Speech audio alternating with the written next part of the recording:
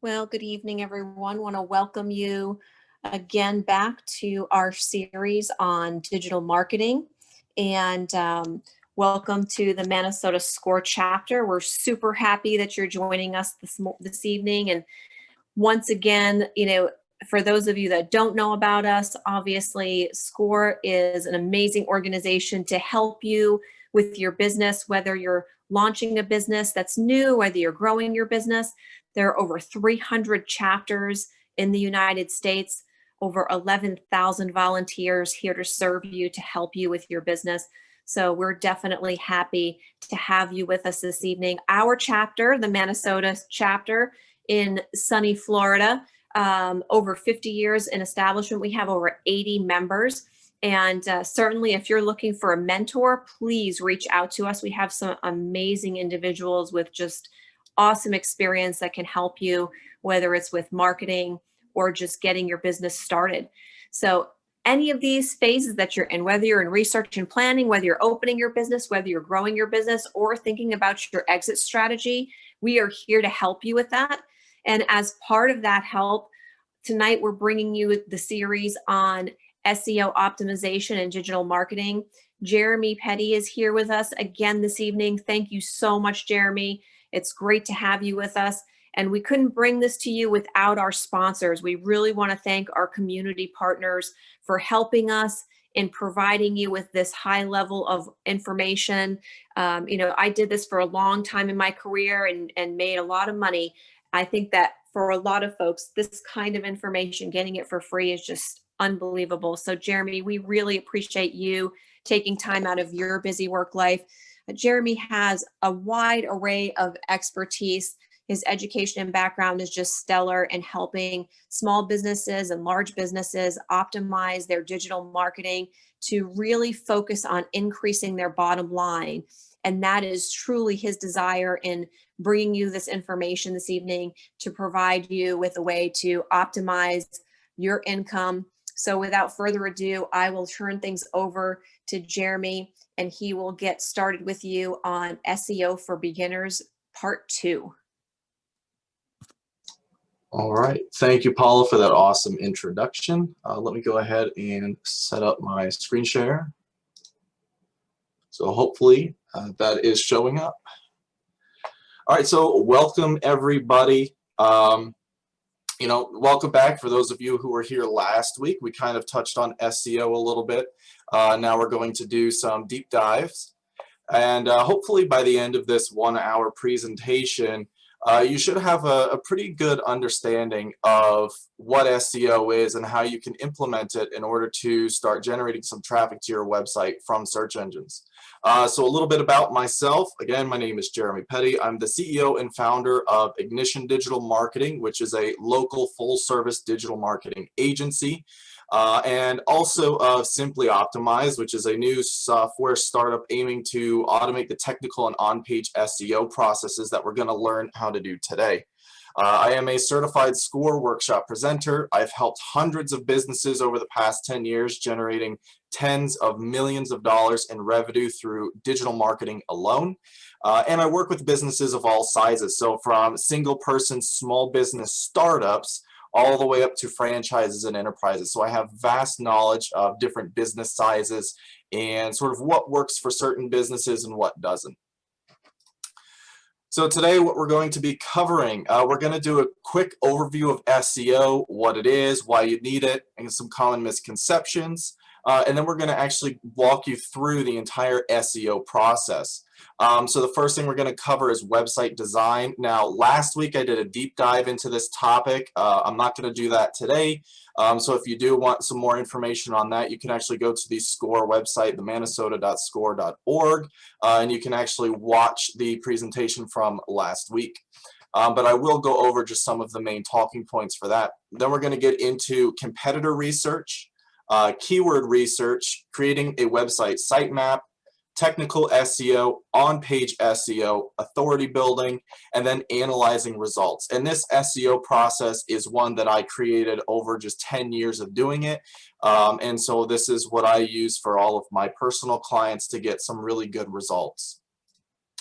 For those of you who are SCORE clients, this should look very familiar. This is the business model canvas, and SEO, which is part of digital marketing, falls under your channels section. So an SEO overview, what is SEO? Right, well, search engine optimization, which is abbreviated as SEO, is the process of nourishing and growing your website so that it ranks highly in search engines. The ultimate goal of an SEO campaign is to rank #1 for keywords related to your business. This will help generate free traffic to your website, increasing leads, and in turn, increasing the amount of new customers and increasing the revenue that you're getting. Now, you'll notice that I put free in quotations, and because it's one of the common misconceptions about SEO is that the traffic you get is free.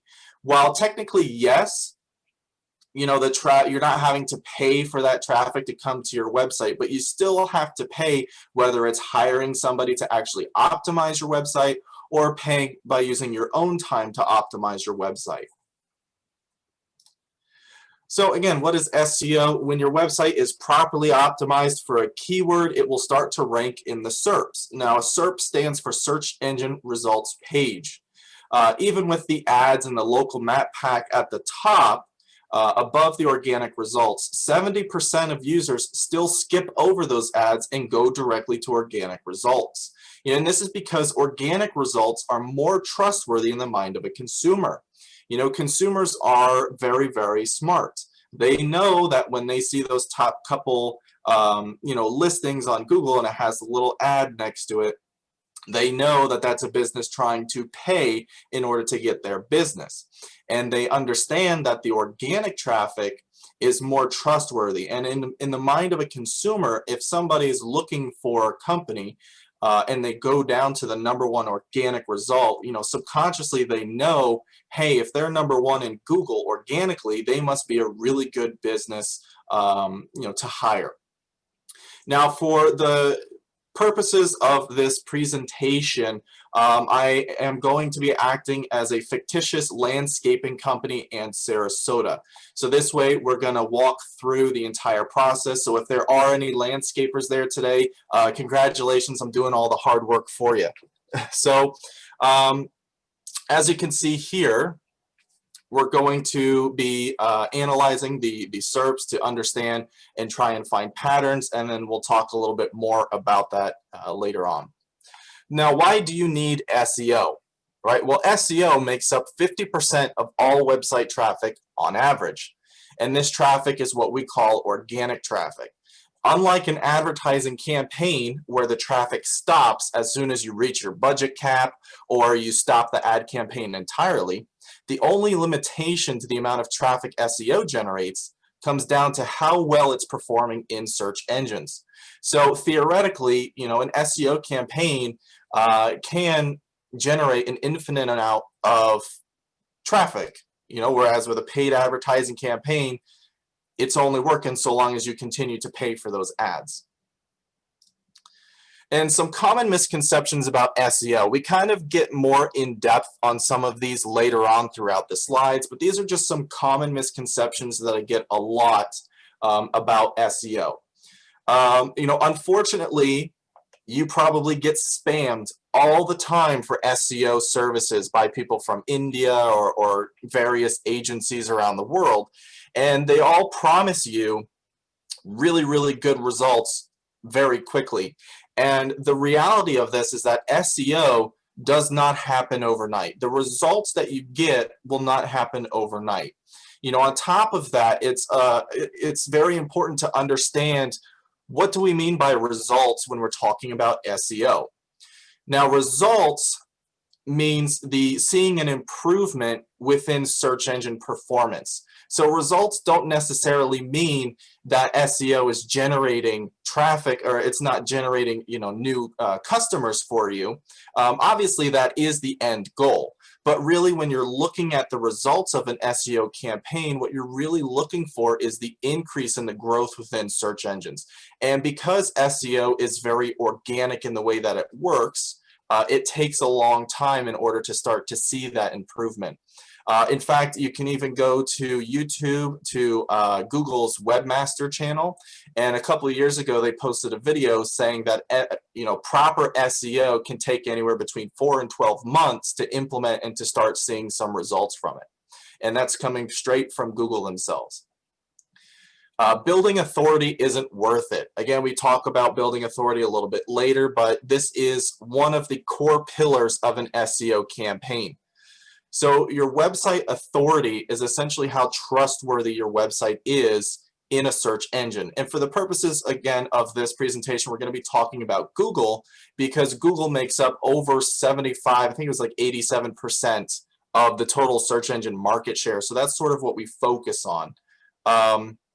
But Google, the way that it ranks your website, number one, it looks at the technical SEO, which again we get into a little bit further. It looks at the on-page optimization, but then it looks at how trustworthy that information is. So it's definitely extremely important to make sure that your website is authoritative and it is trustworthy. Otherwise, you can have the most optimized website, but if you have no authority, your competitor that has a higher authority than you will outrank you 99 out of 100 times. So building authority is very much worth it and almost necessary for a proper SEO campaign. Another one that I hear all the time is SEO is a one-time service. They assume I just need to hire you, you optimize my website, and then I'm good to go. The reality of it is that SEO is very much a long-term investment, because what we're trying to do is we're trying to build up and nourish your website so that it grows within the search engines. And you can't just do that in 1 or 2 months. It's ideally, you never stop an SEO campaign, because the whole point of SEO is to get Google to recognize your website, right? So if you're doing a lot of work, Google starts to recognize you, and then you decide, okay, I don't need it anymore. Google notices that. It notices that there's no more changes being made to the website. It's no longer being continuously optimized. There's no more new content coming out on the website. So then Google starts to forget about you. And you actually see this in the analytics as you see the performance slowly start to decay over time. The website needs to be crammed full of keywords. Now, a lot of people understand SEO as keywords and adding keywords to the site. Many, many years ago, I'd say 15 plus years ago, one of the popular methods was just to cram the website full of keywords.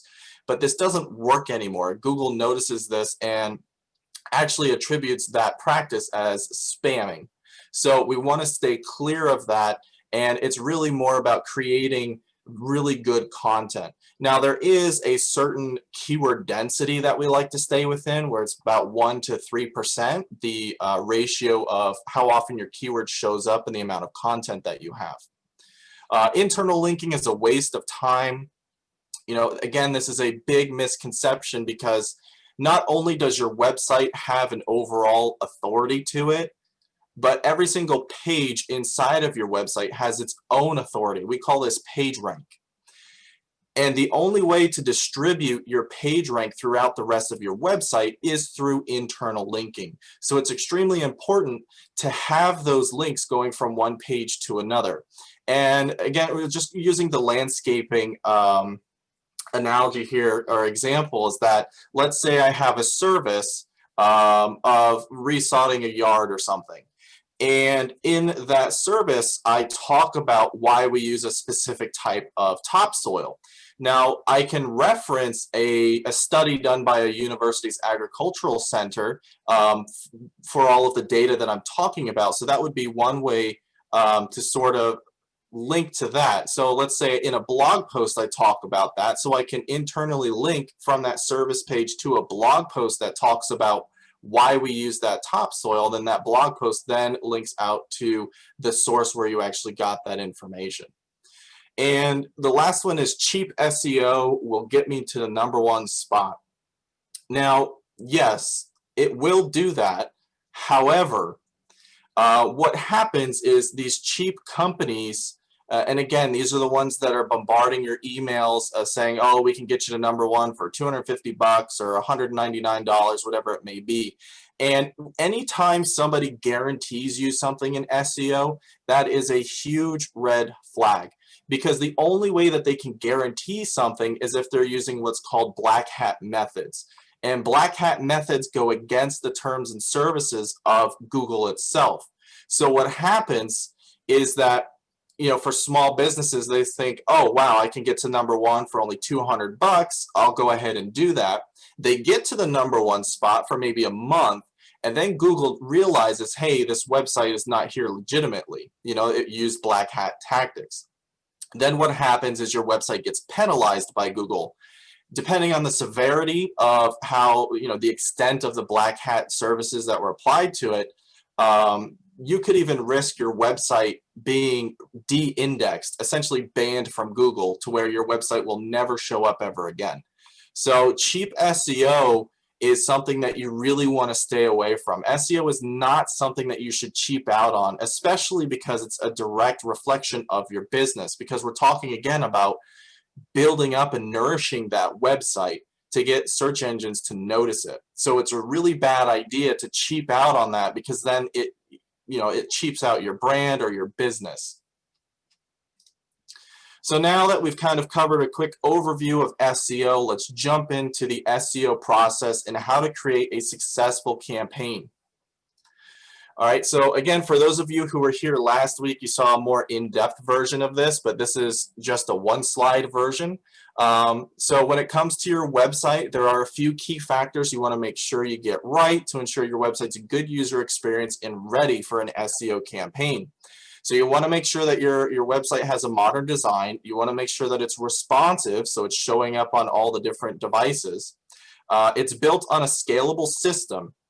And the system that I recommend is called WordPress. There are a lot of other options out there, like Wix and Weebly.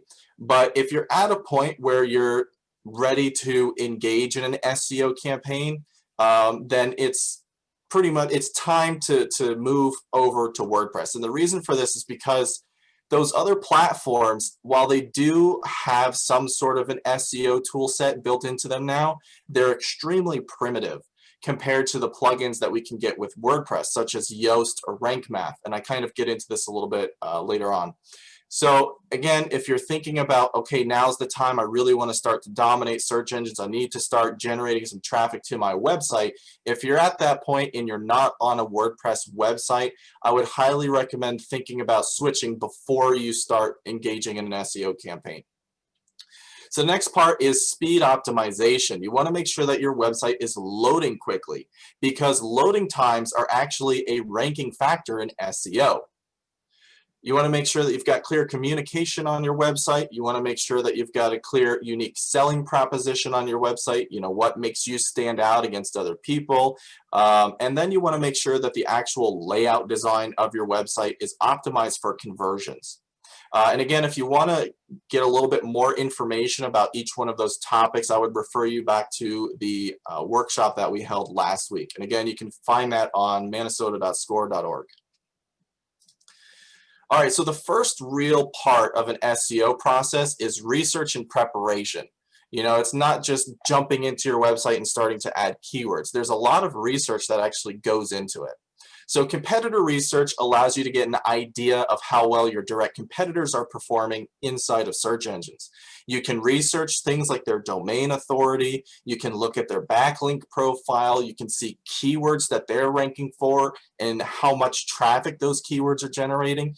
The best tool to use for this is called SEMrush. The downside to SEMrush is that it is $99 a month. But it is the best tool on the market right now when it comes to SEO.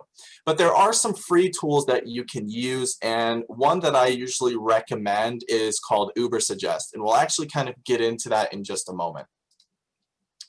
So in order to find your direct competitors inside of a search engine, it's as easy as typing in your industry or a service that you provide and then add in your location. So again, I created a fictitious landscaping company in Sarasota. So all I'm going to do here is type in landscapers in Sarasota. And we can skip over business listing sites. Like Yelp here is a business listing site, Home Advisor is a business listing site. Really what we want to try and find are the top 10 ranking websites that are actual business websites. You know, so the first one that we show here is Tropical Gardens Landscape. So from here, what we want to do is we want to look at a couple different items just right on the search engine page itself. So what we're going to look for is we're going to look at what's called the title tag, and these I kind of get more in depth when we do the technical SEO portion.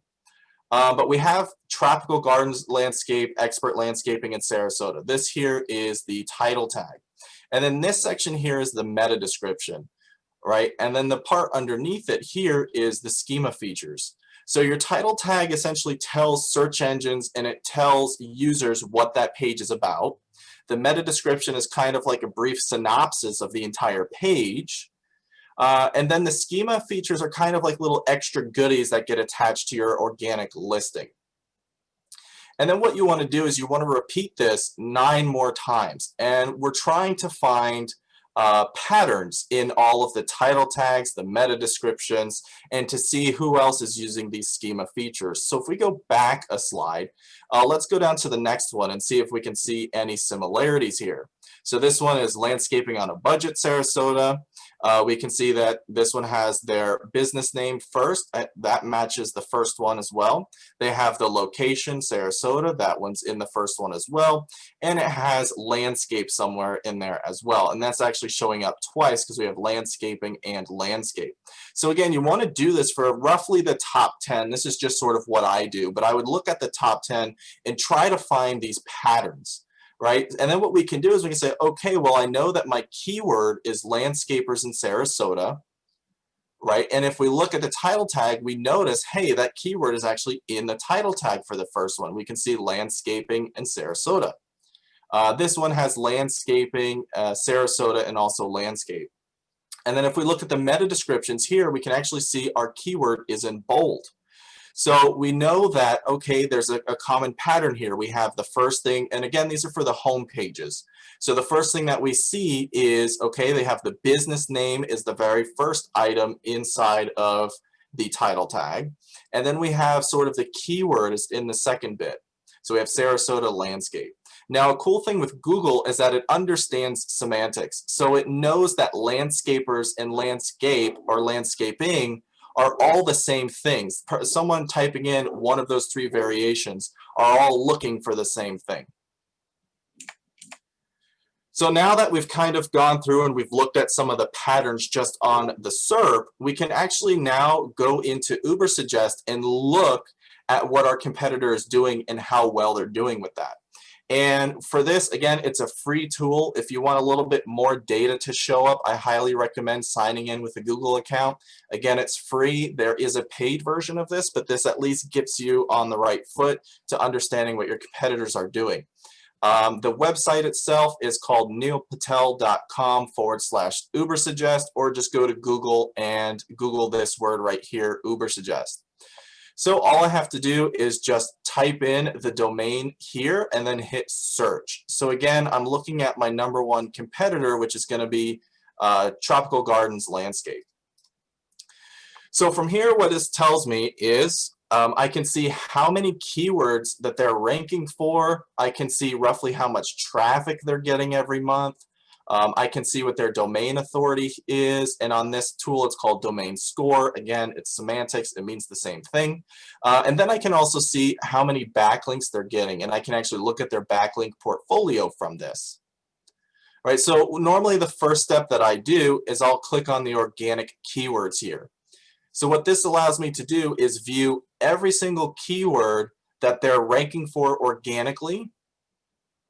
Okay, it'll show me the total search volume in this column. So this is an average monthly amount. And so the way that it works that out is it takes the annual, how many people have searched for this term over the past 12 months, and then divides that by 12, so you get your average monthly search volume. So we can see that this first one here is almost 3,000 searches per month. It gives us how well they're ranking for that keyword. It tells us roughly how many people are coming to their website from that keyword.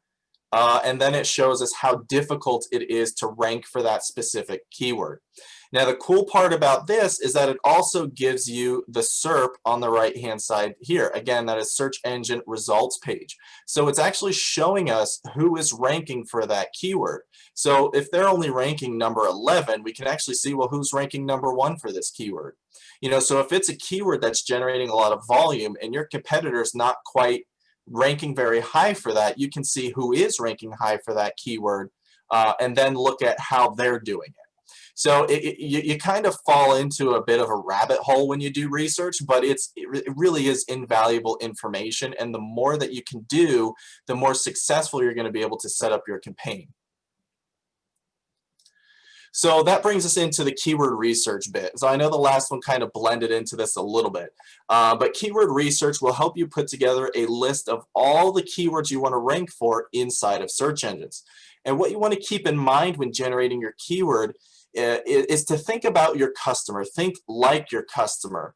I know with specific industries, there's certain nomenclatures where there's certain, words that you may use as a professional, someone who knows the industry inside and out, but a consumer may search for words completely differently, right? So you have to keep that in mind. And one of the easiest ways to figure this out is just ask people, how did you find us? If you do get a new client, if they came from Google, you can ask them, how did you search for us? But if you actually have some analytical integration with your website, there are platforms where you can see exactly what people are searching for. And I'm actually going to get to that in just a couple slides. So again, you want to think like a consumer. What would they search for in order to find my business? And for local service businesses like a landscaping company, your keywords will primarily consist of service plus location. So these are kind of geographically targeted keywords. So for example, people would be searching for landscaping in Sarasota, Sarasota landscaping, and it doesn't have to be service plus location. It can be location plus service. The order there really doesn't matter. Or someone could search for irrigation company in Sarasota. These are all keywords that I would want to rank for if I owned a landscaping company in Sarasota. Okay, and with keywords, there are two different types. There's short tail keywords, and then there are long tail keywords. So short tail keywords are search terms with 1 or 2 words. Okay, these have really high search volume, but are much harder to rank for and don't have a very good conversion rate. Whereas long tail keywords are search terms with 3 or more words in it. These are much more specific keywords that have lower search volume, but higher conversion rates. Now, with local service businesses, you're almost inherently just kind of trying to search, to rank for long tail keywords anyways, because so long as you're attaching a location to it, you're already adding 1 or 2 more words to your keyword. And the great part about focusing on long tail keywords is that you also inherently rank for the short tail version of that keyword, right? So for example, if I am ranking for landscaping company in Sarasota, which is a long tail keyword, it also ranks semantically for landscaping business in Sarasota, as well as the short tail version, which is landscaping Sarasota. Okay, so now we're going to dive into how can you figure out what people are actually searching for in order to find your services. So what we're going to do is we're actually going to use a free Google tool called Keyword Planner. Now, Keyword Planner is actually part of Google Ads, so you will have to create a Google Ads account in order to have access to that.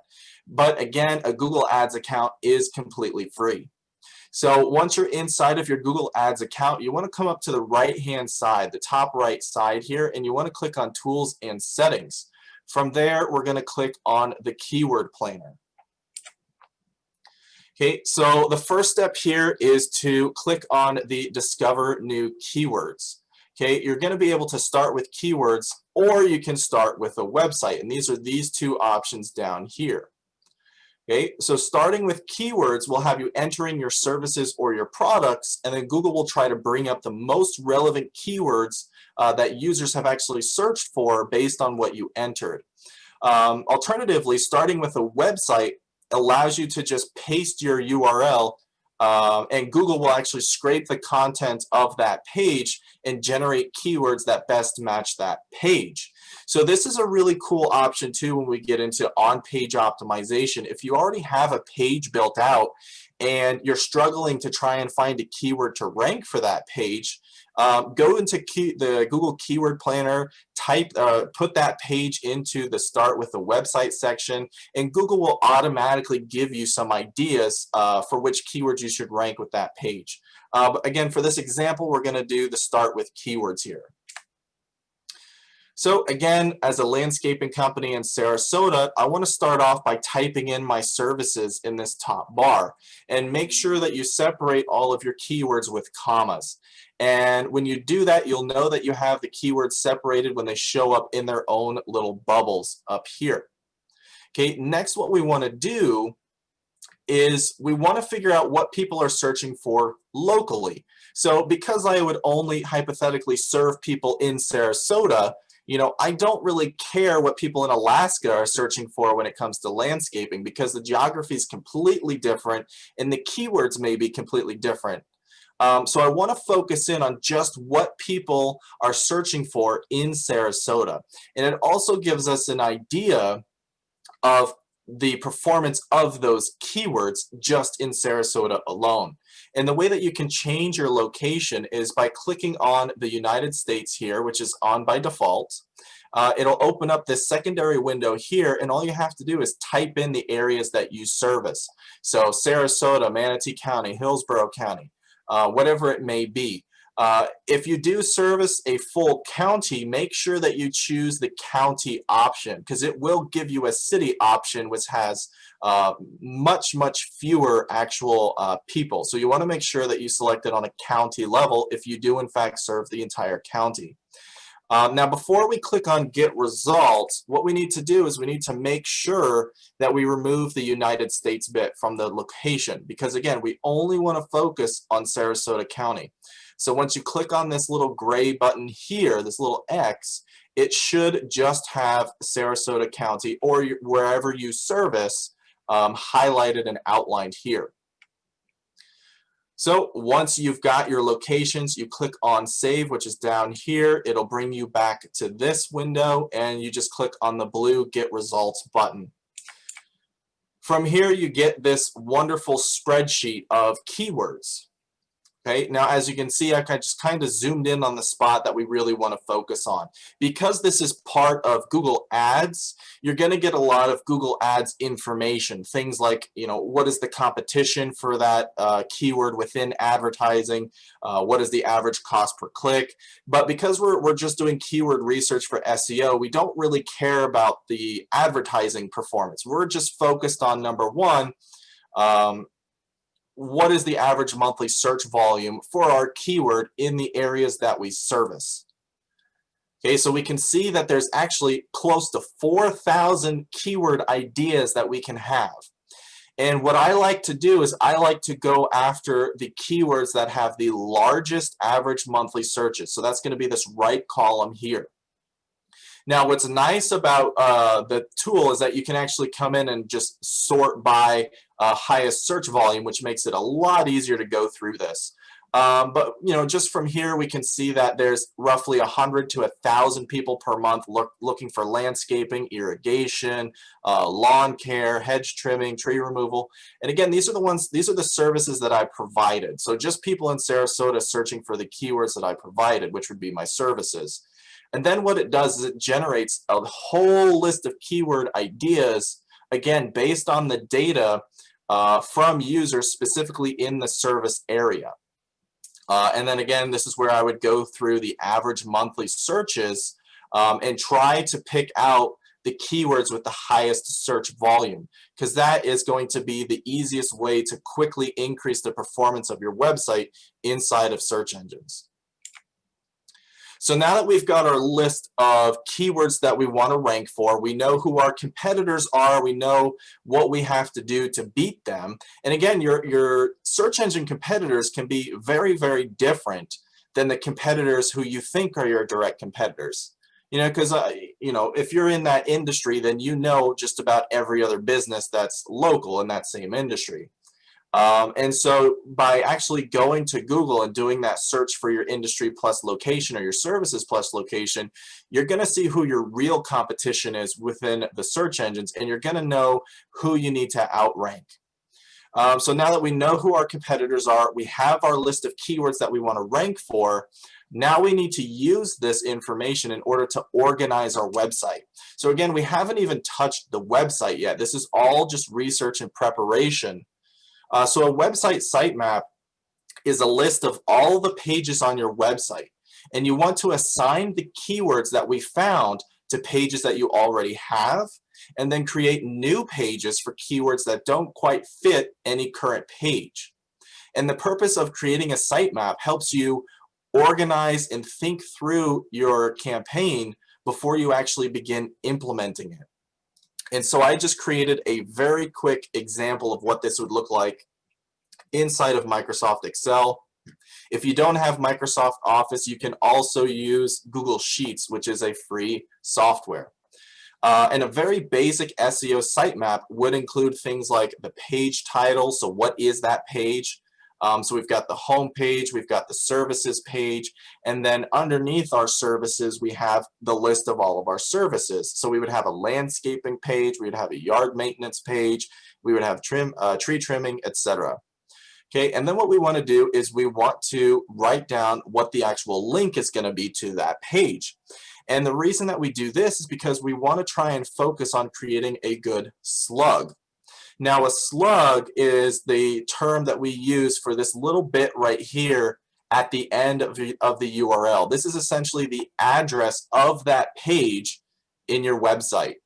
And you'll notice if we come over here to our keywords, so we've assigned keywords that we want to rank for, and because we're a local business, we want to try and rank for geolocal keywords. So we have Sarasota in almost all of these keywords. And you'll notice that the slug is almost identical to the keyword. Right? So that's one of the big things when it comes to technical optimization, is making sure that your keyword is also the name of your page. It's the address of your page. So the slug, or the address, contains the keyword inside of it. So if we look at the tree removal service, we can see that it is part of the services main tab. So if you were to see this on the front end, it would probably look like a drop-down menu on your services button. So if we look at tree removal, we provide tree removal services in Sarasota. So our link would look something like this, and then the slug would be tree removal Sarasota. Now, one other thing to point out about slugs is that you don't want to put prepositional words in there. So things like if, and, in. So you would think, you know, if you were just to try and say it or read it, this in context on side of the actual page, you would have it like tree removal in Sarasota. But when it comes time to actually, you know, creating the slug, you want to remove those prepositional words because they're not needed. Google does not look at those words. So now we're going to dive into the technical SEO portion. So now that we've done all of the planning, we've done all of the research, we've done all the preparation, now's the time we actually start to do something on the website. All right, now technical SEO should always be the first step in the implementation because it focuses on the foundation of your website. And there's one little file on your website called robots.txt. This robots file actually tells search engine crawlers whether or not to index your website. So if you decide to skip the technical SEO bit, you'll never know, you know, that there could be a potential problem with that file telling search engines, hey, don't crawl this website, don't index this website. All right, so it's very crucial that you actually do all of the technical bits first because this is the foundation of your website. And again, if there's an issue with that robots.txt file, your website could still be invisible to search engines no matter how much you try to optimize it, no matter how much you try to build up that authority. Now, luckily, there's a very easy way to see if you have technical issues on your website. And again, I really urge you to use SEMrush. There are free options out there like SEOptimer, but they don't nearly go as in-depth as SEMrush does. Now, the cool part about SEMrush is that you actually have a 7-day free trial. So if you want to do this and you want to try and do it on your own, you can sign up for the software. You will have to put in a credit card, but what I would do is you can create an account, put in your credit card, start the 7-day free trial, run a technical audit on your website, download that PDF, and then just cancel your account. Right, so it's one way to kind of circumnavigate having to pay for it, and it gives you all of this really, really good information. So in this example, we can see we've got our overall health of the website is 87%, and you've probably seen this on a lot of other websites or agencies who try to contact you and say, oh, hey, you know, measure the health of your website. How healthy is your website? They're all referencing technical SEO, and by measuring your health, they run a technical audit. So again, in this example, the health is 87%. I believe the top 10% of websites are 90% and higher. So this website's actually almost pretty good. There's 21 errors, there's 231 warnings, and there's 228 notices. Okay, so when you actually click on each one of them, they give you a list of every single item that it found to be incorrect or wrong. So with errors, these are like high priority, red alert. You need to fix these right away because these are extremely hindering your SEO performance. Okay, and then we have warnings, and warnings are items of medium importance. You know, they do need to get fixed, but they're not as important as errors.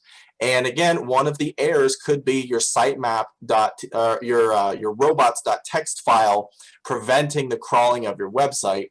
Or, you know, another file that's extremely important is your sitemap file. And your sitemap, like what we created before in Excel, it's essentially the exact same thing, only it's just a file in your website that tells search engines, hey, here's all of the pages of my website. And what's nice is that there are actually, you know, with WordPress, there are SEO plugins like Yoast and Rank Math that create that for you, so you don't have to worry about that. But this auditing tool will actually show you if you're missing your sitemap or not. And then the last item are notices. And notices are items that may need to be fixed, but they also might be okay. So these are just things that you want to look at. And one of the things could be certain pages were not indexed. And usually what this means, and you find this a lot, and it's very common, it's like login pages are not indexed because you really don't need them to be. So something like that is okay. It'll show up in the audit as a notice, but it's one of those items that it's okay to not fix because you don't want it to be fixed. You don't want people to find your website login screen inside of search engines, you know, unless you're running an e-commerce store and then you need to have people, you know, figuring out how to log into their accounts. But for the most part, with small businesses that don't have any e-commerce, that login is where you go to actually make updates to your site, and you don't want to be pointing people to it. So then again, this is part of the technical SEO. We look at what your website looks like inside of a SERP. So again, the slug is the top bit here. That's the URL of the page. The title tag here, again, that's just what tells Google what the page is about, and it tells the user what that page is about. And we have our meta description here, which again is just a brief synopsis of what our page is going to be about. Now, Google actually pulls the meta description dynamically from your website, so it doesn't necessarily use the one that you put in. However, there is the chance that it will use it, and it still uses that meta description for an initial indexing of that website. So you still want to make sure that you write a proper meta description. And then that's what I'm going to talk about next. And this is with a WordPress site using the Yoast Seo plugin. And this is where we actually go to do some of that technical SEO, creating our title tag and our slug and our meta description. So when we're on a page of our website, If we scroll down to the bottom in the WordPress editor, we'll come up to this Yoast SEO dropdown. Okay, and the first thing that you want to do is you want to put the keyword, or in this case they call it a key phrase, that you want to try and rank for. Now, this is an example of a home page. A home page is a melting pot of your entire website. So it's very counterintuitive and counterproductive to try to rank for anything aside of your business name, or what we call like a branded keyword, right? We want to make sure that if somebody's trying to find my company by name, that I show up #1. I mean, especially just looking through some of those landscaping companies, there were like 3 or 4 that had tropical in the name. So I want to make sure that if somebody is looking for my company, I show up #1. And you do that simply by just making sure that your homepage is optimized for your brand name. So next, what we're going to do is we're going to set the title tag here. And what's cool about Yoast SEO and the Rank Math plugin is that it actually gives you a preview of what it's going to look like in search engines. So you can see what it's going to look like on a mobile result, and you can see what it's going to look like on a desktop. And it allows you to kind of edit it to make it fit within the certain constraints that mobile versus desktop have. So we want to put in a title tag, and based off of the patterns that we saw before, and just knowing, you know, that having keywords in your title tag and your meta description is pretty much a must. We know that we want our company name to be at the front of the title tag for our business, for the home page, and then we want to type in what we do and where we do it. So in this instance, you know, I'm the best landscaping company, and then landscaping company in Sarasota. Or if you specialize in irrigation, you can have, you know, most trusted irrigation in Sarasota. You know, there's a lot of psychology that kind of goes into creating attention-grabbing titles and meta descriptions using actionable words, exciting words. Numbers usually have higher click-through rates than titles that don't have numbers in them. It's just a lot that you can think about when putting in your title tag, but usually you're pretty safe with just, for your homepage anyway, your company name and then your service. And then if we go back to and just look at the sitemap that we created before, we can even use that to temporarily put in our title tags and put in our meta descriptions before we even get to this point. And again, that's just to kind of help flesh out the campaign before we actually start to implement it. Now, what's also cool, and I'll get into this in a couple slides though, is that it actually grades your title tag and your meta description based off of a few factors. Here we can actually see that there is a green bar here. So what that does is it's counting how many characters are in your title tag.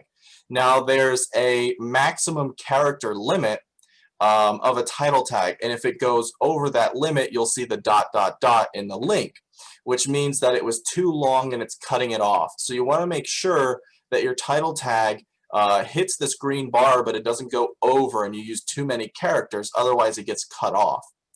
And the same thing with the meta description. The meta description has a set maximum character limit. You want to make sure that you don't go over that limit so that all of the important information is visible on a search. Okay, so technical SEO, the last technical optimization for beginners would just be to add alt attributes to any and all of your images. An alt attribute tells search engines what that picture is about. So putting your keyword for that page into the alt attribute of an image helps the page rank overall. Because again, you're telling Google, hey, this is what this page is about. I even have an image that that's about, you know, the topic that I'm talking about. But not only does it help the page rank, it also helps that image rank within Google Images. So, you know, it would be pretty cool if you're a landscaping company, if somebody typed in landscaper in Sarasota and one of your projects that you did in the past is actually showing up in that #1 spot within the Google Images. Because sometimes when you search in Google, you actually have the images pop up above the ads and above the organic results. So it's just another way to grow your website within search engines, and just like 2 channels within the search engine itself that you can actually generate some traffic from. Next, we'll talk about on-page SEO. So on-page SEO has to do with all of the content on the page.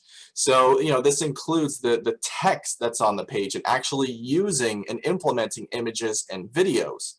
And with the Yoast SEO plugin, it gives you all of the major on-page optimizations to look for. Now, there's a lot more than what Yoast is grading you on, but it's very, very powerful, and it gives you sort of the main topics to focus on. And this is what I was talking about a little bit before when we were creating our title tag and our meta description, is that inside of our SEO analysis here, it actually shows us, hey, our meta description's a good length. We haven't used that keyword ever before in the site. And that one's really important too. If you try to rank for the same keyword on multiple pages, Google doesn't know which page it should serve. With Google, it tries to not have a single website rank more than once or twice for the same keyword. And what that does is it tries to prevent like a whole front page being just one website for one keyword. It wants to try and make it fair for all of the other websites that could also have very trustworthy information. So if you're trying to rank for multiple keywords or for a single keyword on multiple pages, you get what's called self-cannibalization, where you're actually ruining any chance that one of those pages ranks highly because both of those pages are competing for the same keyword. So it's very important that you only use the keyword once throughout your entire website, and then you dedicate that page to that one keyword. It also looks to make sure that you've got an exact match of the keyword in your title tag. So an exact match means it's exactly the way you typed it into the keyword section. That's exactly how it shows up in the title tag. It's just one of those things that the algorithm likes. It looks at the SEO title width. So again, making sure that you're not going over the character limit.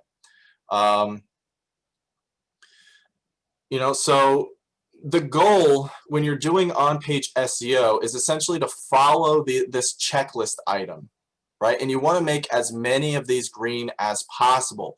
The goal is to get this little guy right here. You want to make him happy. You want to turn him green, right? Because once he's green and smiling, your page is pretty much mostly optimized for the keyword that you're targeting.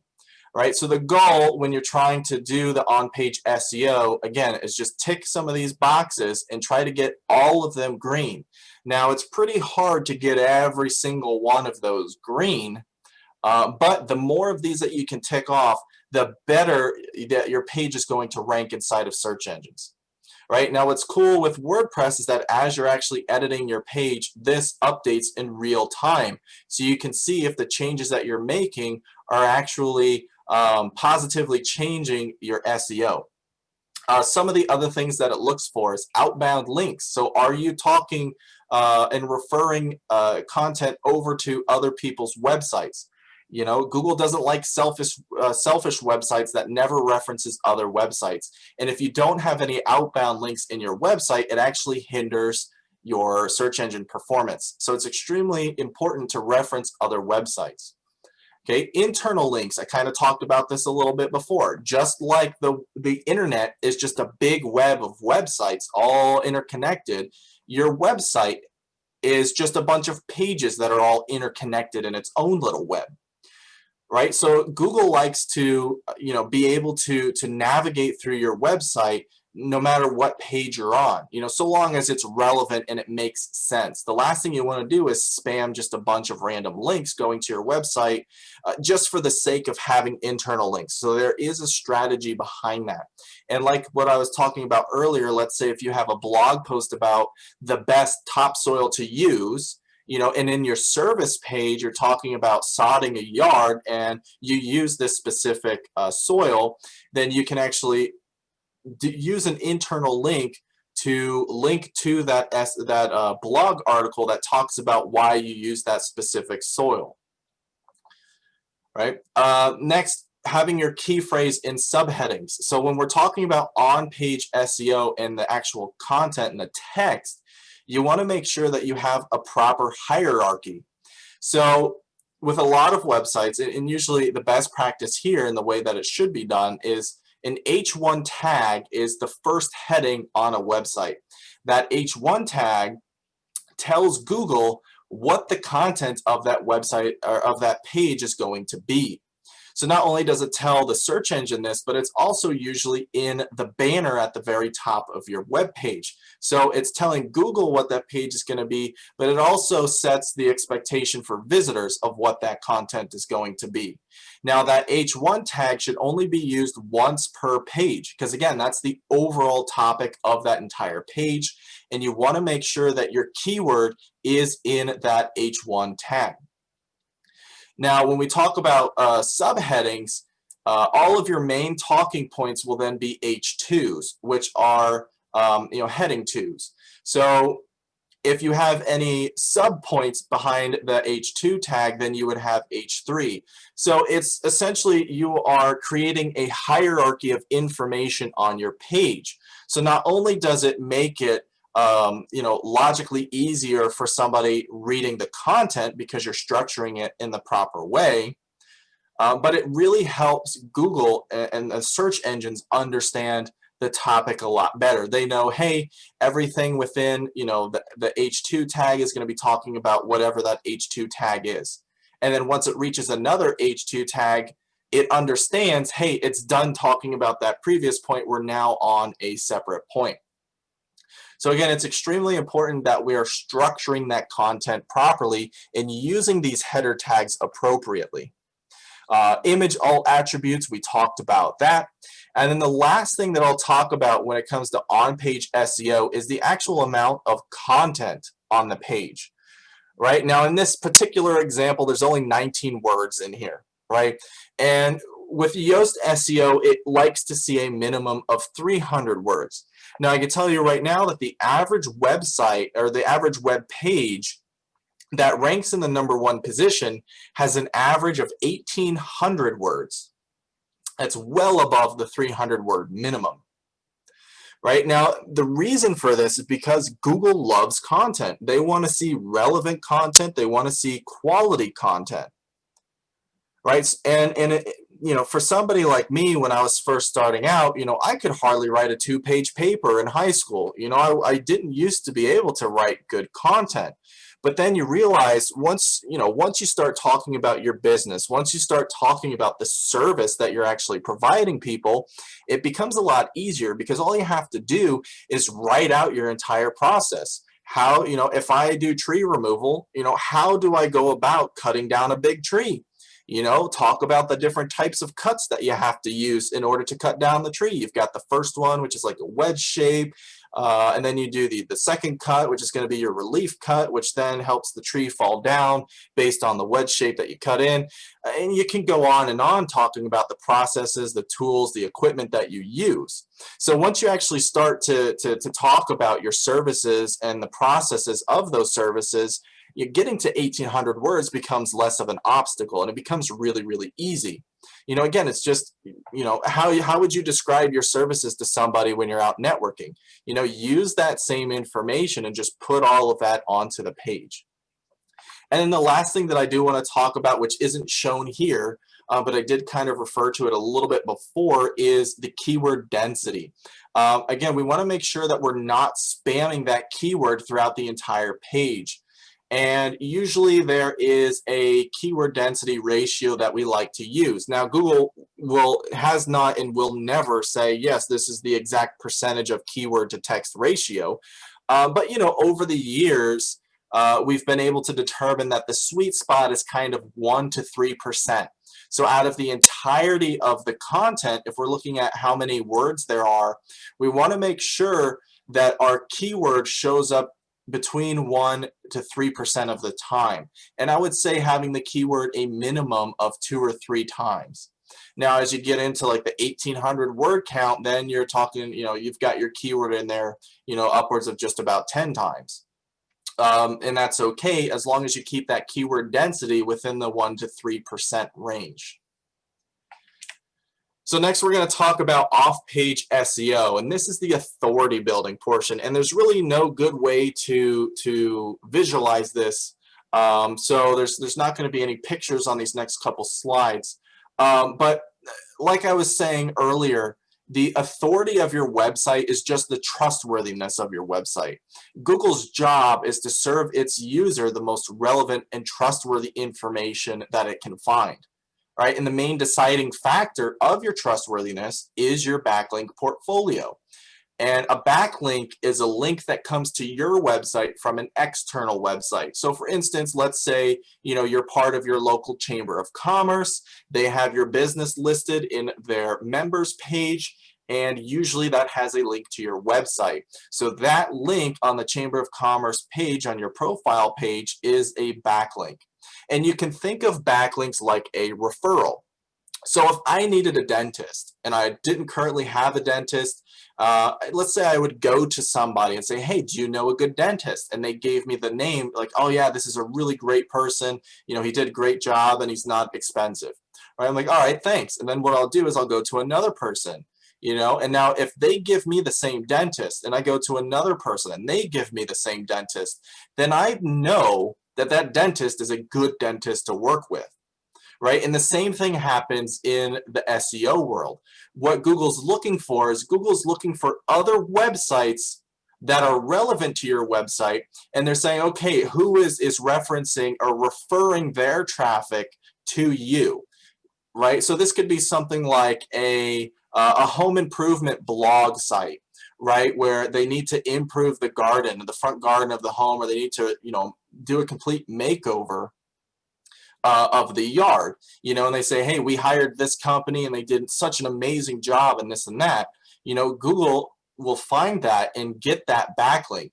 Now, because that's a home improvement site and it has relevancy to a landscaping site, then that's a pretty trustworthy backlink that you're going to get. And then what Google also does is it looks at those websites' own trustworthiness ranking or their own authority. So if you've got a website that has a very high authority and they're referring traffic to your website, you're going to get a lot of what we call link juice from that backlink, which is really going to help amplify your authority within Google. So then how do you get backlinks, right? And I kind of just alluded to that, but that in an ideal world, the way that Google wants it to happen is kind of like what I explained. Somebody who owns a home improvement blog hired your company to do some landscaping.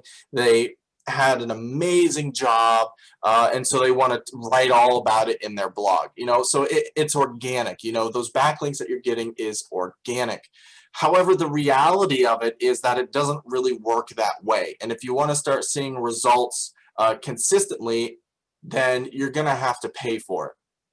Now, for local businesses, one of the first things you can do is start creating profiles on business listing sites like Angie's List, like Yelp, Thumbtack, Front Porch, all of these different business listing sites. Make sure you go on there, create a profile, fill it out. You want to have at least your name, your business name, okay, the business's address, and the business's phone number. And then, of course, a link to the business website. So those 4 things. Right? And there are tools that are available to help you get these listings created very, very easily. One of which is called Moz Local.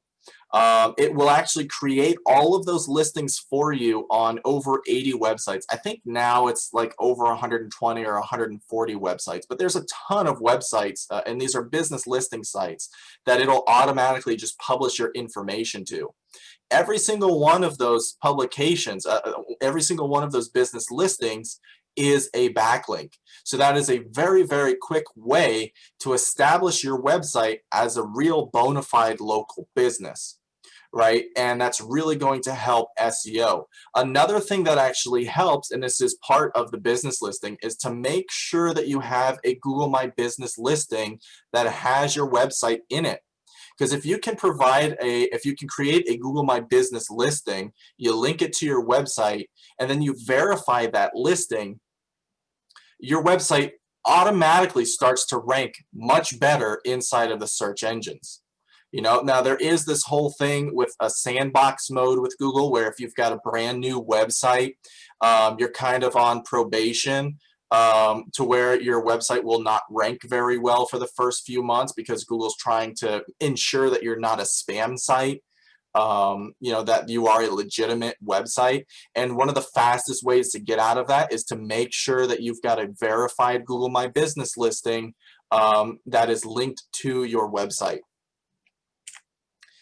Okay, and then the last bit for off-page SEO, the other method of gaining backlinks is through guest blog posts. Now, this is kind of similar, only instead of you doing a good job and they write about it, this time we're actually buying our spots on blog sites. So a guest blog post is when you reach out to another website and ask them to post a blog post with a link back to your website.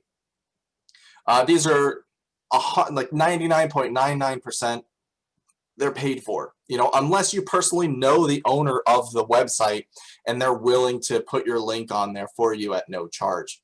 Authority building is a very, very slow process, and anyone guaranteeing you thousands of backlinks to increase your authority should be avoided like the plague. And I kind of, again, talked about this a little bit earlier in the common misconceptions. These cheap link building services will ultimately land your websites with penalties, which results in drastically lowered rankings. And I'm talking like below the 10th page. So 100 plus, in your rank. And depending on the severity of the infractions, you can even have your website de-indexed by Google, which means your website has been banned from Google. It will never, ever show up in search in the Google search engine ever again. So to do it the proper way, again, you would either have to manually reach out to websites that are relevant to your website. Of course, like for me, if I'm a landscaping company, there's no reason for me to go to a baking blog to try and get a backlink. That just looks fishy. So you can hire agencies that do this as part of an SEO campaign, or you can have this as a sort of a la carte service. There are a lot of agencies that sell it on their own, but again, make sure that you're paying attention to the links that they're actually generating for you, because the last thing you want is to build up a bunch of these spam links and then ultimately end up with your website having penalties or being de-indexed. And the last thing that we're going to touch on is actually to analyze the results and the performance of your SEO campaign. So how do you know if what you're doing is working? So it's important to constantly analyze the results in an SEO campaign. And again, results are not necessarily how many new customers are acquired from the campaign. When we're talking about SEO, our results are being measured by the continuous growth and increased performance in a search engine. So this is Google Search Console, right? And this graph will show you things like how many people have clicked on your website from the search engines, how many impressions your website made, what was the average CTR over the time frame for this. And you can see what the time frame is at the bottom. This is roughly 3 months. And then what is the average position that you're ranking for in all of your keywords combined? So the links, again, is the total clicks tells you how many times a user actually clicked on your website. Total impressions tells you how many times a user saw your website. So if they typed in a keyword and your website showed up on their screen, that is an impression. Your click-through rate is essentially just those two combined. So out of all of the people that are seeing your website, how many are actually clicking on it? And then the average position, again, is just all of your keywords combined, and then what is your average rank for that? And again, when we're looking at our performance here, and this is really going to heavily depend on where you're at in your business's life cycle, where your website is at in its life cycle, and where you're at in an SEO campaign. But two of the big, performance indicators that we want to see are this purple line here, which is impressions. So we want to see that this continuously going up. Now this one has been, it's in a very competitive area, this particular website. So the growth is a little bit more slow. But seeing this constant upward trend is really what you're going to look for. Now, if it's a brand new website and you're just now starting some SEO, you've got your Google My Business listing linked to your website. When you start an SEO campaign, your graph here is going to look more like a rocket ship. It's going to go way up. And then what will happen is it'll kind of plateau, and it may even drop back down a little bit. But that's okay for a brand new website just now starting an SEO campaign. So again, with an SEO campaign, if you're just starting out, you don't want to think about just how many clicks did I get to my website, or how many customers were generated from it. Yes, that is the end goal, but really when you're looking at the results of an SEO campaign, what you're wanting to see is the growth inside of the search engines, because that's showing you that the SEO campaign is working. Okay, and then again, just for analyzing results, you can actually see every single keyword that you're ranking for, how many clicks that keyword generated for you in that time frame, and then how many impressions that your website made for that specific keyword. And you can even go to the different pages, so you can see you know, how many impressions each page has made and what keywords those pages are ranking for. Now, last week I made an analogy, and I'll say it again because it's very, you know, it's pretty much how SEO works. SEO is very much like an orange tree. Okay, I love oranges, so I want to plant an orange tree in my backyard, right? Well, I can't just throw some manure and some compost piles around it and you know, pour a little bit of water on it and expect to wake up the next day to a full-blown orange tree with, you know, dozens of oranges on it. You know, it just doesn't happen that way. You have to, you know, it takes time for that tree to grow up and to mature in order to start producing those oranges. And that's the exact same thing that happens with your website. You know, the website is that orange tree, and the SEO is the nourishing and the growing of your website so that it increases its performance in the search engines. You're not going to start generating leads right away from SEO, but over time, you're going to start to see your website grow, and eventually it will start to generate those leads. And again, like that compared to advertising, once your SEO starts to generate leads, it starts to pay for itself. You're able to put more into it, and then it just continues to grow and grow and grow. But again, it is a very long-term investment, but it's definitely one that's necessary, especially because of the fact that it generates over 50% of the average traffic. So thank you for listening to me ramble on for about an hour on SEO. Hopefully you understand the entire process, and you can walk away today and kind of have an idea of how to start your own SEO campaign. And if you hire an agency or somebody else to do it, you know, you can follow this process to make sure that they're doing everything that they should be doing for a successful campaign. Thank you so much, Jeremy. I mean, this has been amazing. I can't thank you enough. We do have quite a few questions, and we also have a poll for folks. If you want to just stick around for a minute and work with us on the poll, I will. I'll jump into the questions while we wait for that to come up. But one of the questions was, how important is using Google My Business in ranking, claiming my business? Yep, so that one is actually, you know, and I kind of talked about this a little bit in the presentation, but it is extremely important, especially if it's a brand new website. But not only, you know, does it help your website get out of that sandbox mode, but it also, again, it establishes your website as a legitimate business site within Google. So not only is it going to immediately help you increase performance organically in search engines, but now you're also going to show up in that map pack on the search engines, which is the little map with some business listings. That is also considered, you know, search engine optimization or organic traffic. So having a Google My Business is paramount to a successful SEO campaign. That's awesome. Thank you so much. And then what cost could be expected from utilizing Yoast? And can we utilize Yoast if we do not have a WordPress account? Yep, so Yoast is a free plugin. It doesn't cost anything to use. There is a premium version that has sort of add-ons. So if you've got an e-commerce store, you can purchase an e-commerce add-on that helps you optimize all of your products. However, Yoast is a WordPress plugin. So if you don't have a WordPress website, then you will not be able to use Yoast. Okay, and then the final question, is there Moz Local for online only businesses? No, so Moz Local is a listing management software. So if you don't have a physical location, then building out those local citation backlinks is not going to be an option for you, because one of the requirements is having a physical address.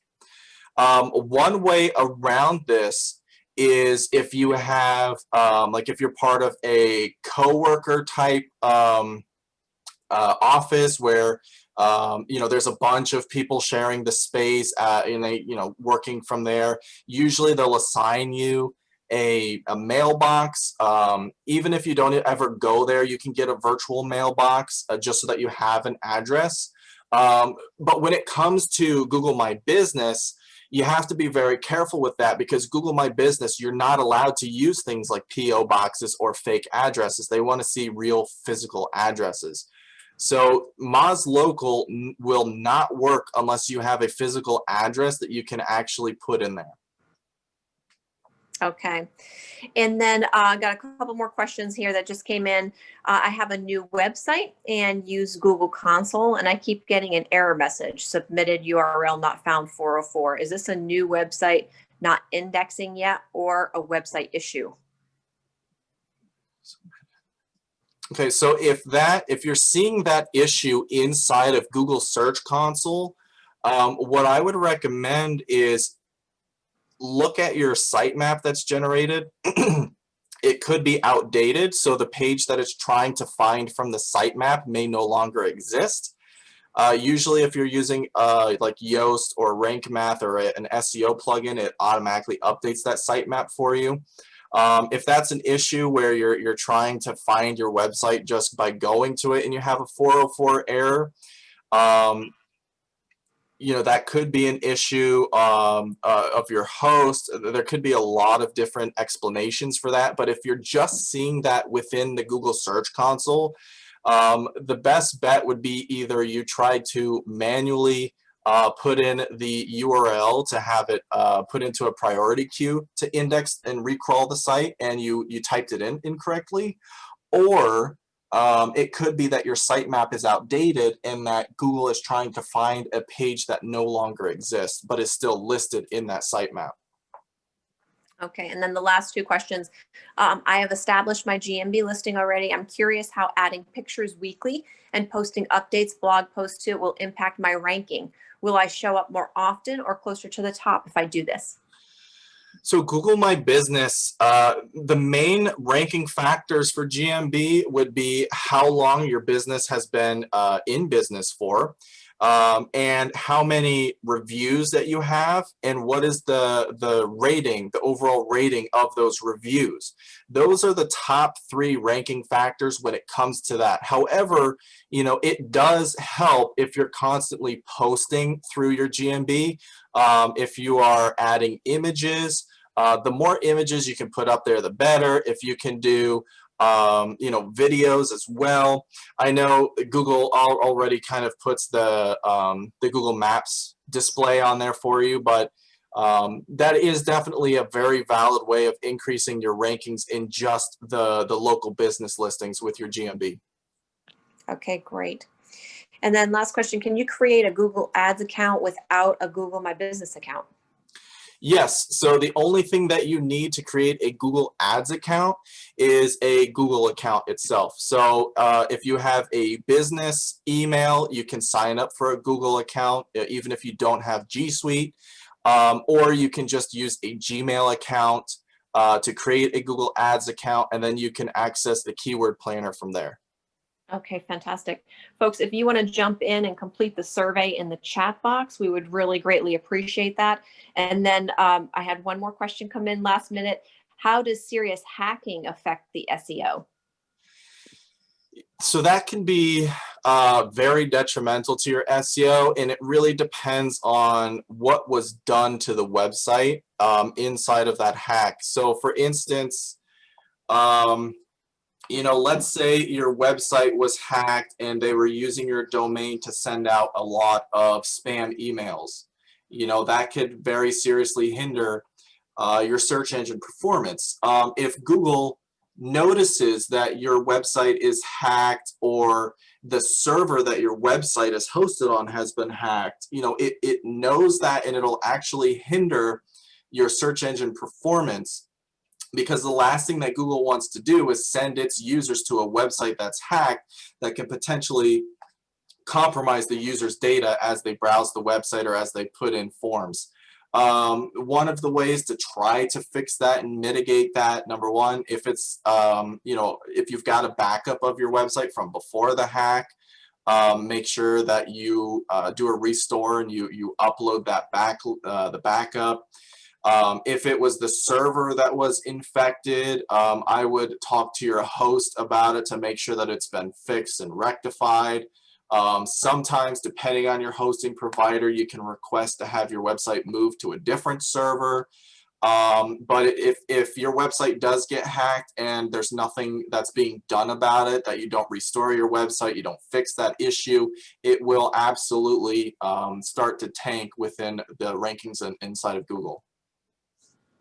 And then, folks, if you are interested in getting mentoring with Jeremy or other mentors that we have in Minnesota Score, you will be getting an email from us, which will have access to the slides as well as video replay for this event tonight. We're so happy that you joined us. And Jeremy, thank you so much for your time again in sharing your knowledge and information with people. We really, truly appreciate it. It's been so helpful. Well, thank you for having me. I always enjoy spreading knowledge of digital marketing. Thanks so much.